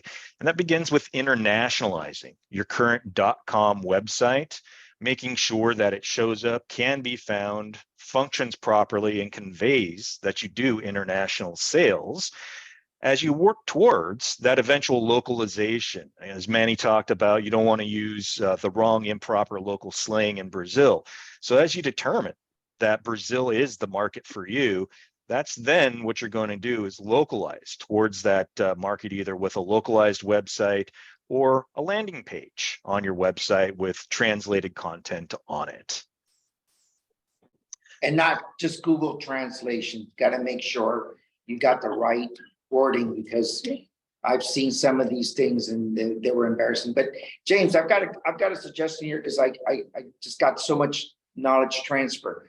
Yes. Mr. Martinez can improve his SEO by writing a blog every week about what kind of cloth you can use, what kind of ties are around. And then what happens is Google and the others start reading it, and they start making it a higher, because his website is not just selling, but it's also informing. So that's why you have companies that have Instagram, Facebook, YouTube, because it would help everybody to do. Oh, somebody said he already has a good blog. Okay, good. If he has a good blog, he just needs to write about clothes, styles, and materials, and that's how he's going to improve his. That's why he's got a good usage. Exactly. And that's the recommendation we make for every one of these gap analyses is if you don't have a blog, find a reason to create one, because that's where your keywords and backlinks really come from, unless you have 1 million SKUs and 1 million pages on your website. You need to create that density of keywords. Speaking of Google Translate, definitely do not use that for your localization, because some websites don't actually go through Google Translate. So that's something we also check for with your websites to make sure that it's already internationalized. Google Translate's already out there doing the work for you. So you're going to want to go for a actual human translator, a service provider, to make that actual language translation on your website. And then last, as we wrap up here, because I know everybody is starving, I'm going to wrap up here with the analytics. So in the SEO section here, the crawl, we identify whether or not the website is running Google Analytics code. Very easy to do. Basically just seeing if the address is typed out there somewhere on your website. But more importantly is we make sure that you understand as a business owner the importance of analytics. Yes, there is a ton of data there, from bounce rates to refresh rates to shopping cart abandonment rates. But when it comes down to a business strategy, all you need to focus on is 3 main data points on the overview tab of your analytics dashboard. First is your site visitors, month over month. What's that look like on a 6-month and a 12-month look back? Those spikes in visitorships, are those associated with holidays, any work you did to your website, any marketing efforts? Try to make those associations. And then you also have your dwell time, which is looking at the visitors who are looking at more than 1 page of content. How long are they spending on average? And as that time goes up or down each month, is that what you want it to do? Do you want them to be spending less time and making more purchases, or are you trying to get them to spend more time reading to get them informed to then reach out to you for more engagement? So it's very helpful in that area. And then the last data point before I wrap up here in analytics to make sure you look at is your site visitor country of origin. That tells you where the IP addresses are coming from of your site visitors. And if you're doing marketing in Brazil, you should see visitors from Brazil in your site visitors when you're looking at your analytics. So all very helpful information there. I'm going to go ahead and stop sharing now. If there's any questions, please feel free to raise your hand. Otherwise, I can follow up with you all through Santiago after this. And I'd like to thank my guest, Ben with FedEx, and most importantly, Manny here with Centerlog, who stayed on for the whole event. I appreciate your time, and I appreciate you coming out here to help explain how to export home to our clients here in Minneapolis. James, I have a question. Yes, sir. Are you available for hiring? Because I think you're in the e-commerce business already. I am. I will go ahead and I'm telling you, from a guy who's been doing it for years, guys, you're very lucky to have a guy like James that really absorbed the information on the metrics. You hit it head on. Fantastic. Thanks for that feedback, Manny. I appreciate that. I've still got a couple more years till I hit retirement federally, but I'll be on the market after that. James, I'm only joking. I know this thing is being recorded, okay? All right, well. I did not say that. I don't speak English. I'm sorry, you cue me. Thank you, Manny. And for some reason I got kicked out. Let me see. I think I did, but oh yeah, I see that. I'll admit you. I'll allow you in. Let me see. Am I trying to come back in? I think the internet says joining. Okay. Let me see. I think I'm just going to wrap this up. Oh, here I am. All right. I'm going to share my screen really quick. I think I need to be a co-host again. All right. And I'm going to take us home. Where are you? Santiago. Okay, let me look for you. Santiago. Okay. Yeah. Santiago, there you go.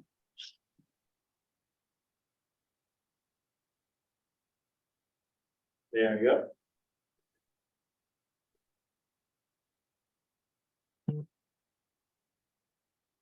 One more time. Yes, I think it might be a little bit of a delay going on, right? Let me see. Let me try one more time. Oh, there I am. All right. Okay.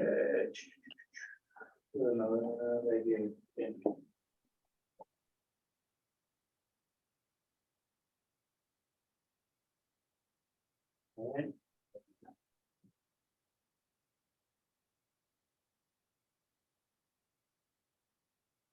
Okay, everyone. So we're gonna just pretty much wrap it up. I think that we could have potentially information overload, and that's okay. But you know, a lot of this information obviously very important. And I really just want to kind of finish up for the recording, for everybody that's online, for all of you that stay here. Thank you so much.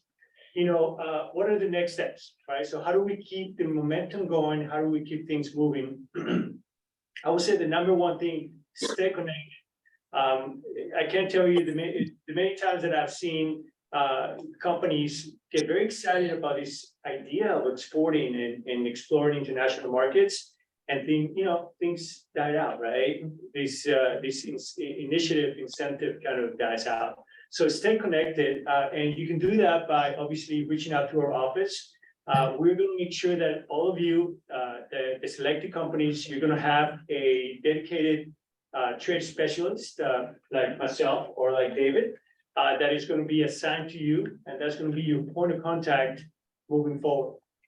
Okay, so if you want to start exploring, okay, what do I do with this information, right? Do I want to focus on e-commerce, or do I want to choose a different channel to market, right? We know, for example, Edric, he might be looking for a distributor, right? So not necessarily an e-commerce play, but how do we help them do that? So please stay connected, reach out to us. I would say that, from what I've seen in the years that I've been doing this, is put in the work, right? Put in the work. It might seem a little overwhelming sometimes, the amount of information, the amount of things that you need to do.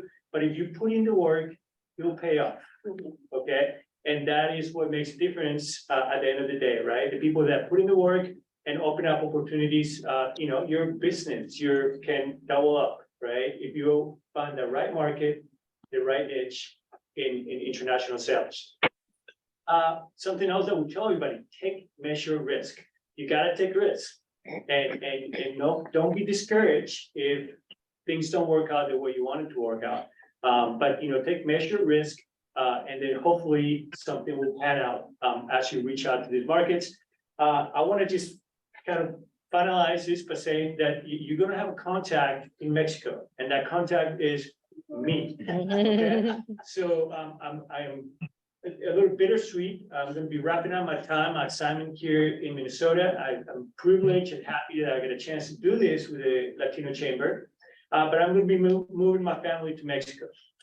So when I'm in Mexico, I'll be on the other side of the equation, right? And I'll be there to kind of help you execute some of these ideas, some of these strategies, right? And working with my team in Mexico and some of my colleagues in Latin America, we'll make sure that if you have a good strategy, a good set of steps, we're going to help you implement. Okay? So with that, I want to say thank you so much for being part of this initial program. And I want to pretty much just give it to John Pacheco, right? Who is this handsome guy over here. He just turned 40 this year. Right? Only getting younger. And before I pass it on to him, I want to say thank you so much, Fabio. Thank you so much, John, for just giving us the opportunity to use this place, to reach out to your members. I want to say thank you to Sergio. He's not online anymore, but thank you so much for the financial support. And you may not know Reynaldo Garcia, but he's my partner in crime. He and I are the ones that are putting together this national initiative.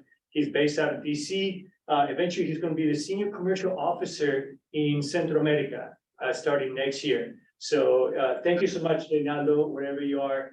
And with that, further ado, I'll pass it on to John. Well, first of all, thank you. And thank the U.S. Commercial Service for choosing to launch this here in Minnesota. Some people don't realize how much we really do internationally and who we are as a state. I mean, we born and raised the Target and US Buy and our Best Buy and Medtronic and 3M and US Bank. There's a number of them that people come here to Minnesota to do business with.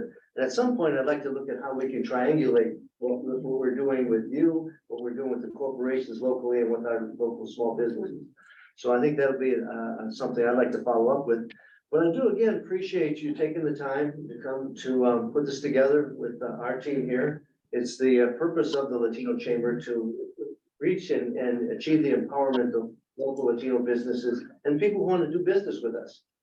So this is a great opportunity. We've had a lot of feedback from folks talking about it, and it's our first foray, if you will, into international business or even looking at it. So again, finally, I would say thank you again. We think this is a beginning. We intend to work with you and your team, and whether it's in Mexico or here, to continue the progress that we've made already and learn more of how we can do business. And so I appreciate the people we've had provide us that information, the speakers, all very informative, so just it's hard taking notes. But yeah, thank you. And Pablo, you want to add anything? No, just, thank you to the people that have participated. We had, better than expected participation, and we achieved our goals that we set at the beginning, and how many Latino businesses we wanted to be included in this. I think we had a lot of information, and I think this is a great step for the Latino Chamber and for the Latino businesses in Minnesota to start this growth on going and looking at international markets. So thank you so much. And with this, we're ready for lunch. Wrap it up. Lunch, we will make sure that we eat lunch in behalf of all the people online. Luis, I'm sure you're gonna have something delicious up in your cabin. Thank you, James. Appreciate all the great information. We'll be in touch, and thank you, everyone. Thank you.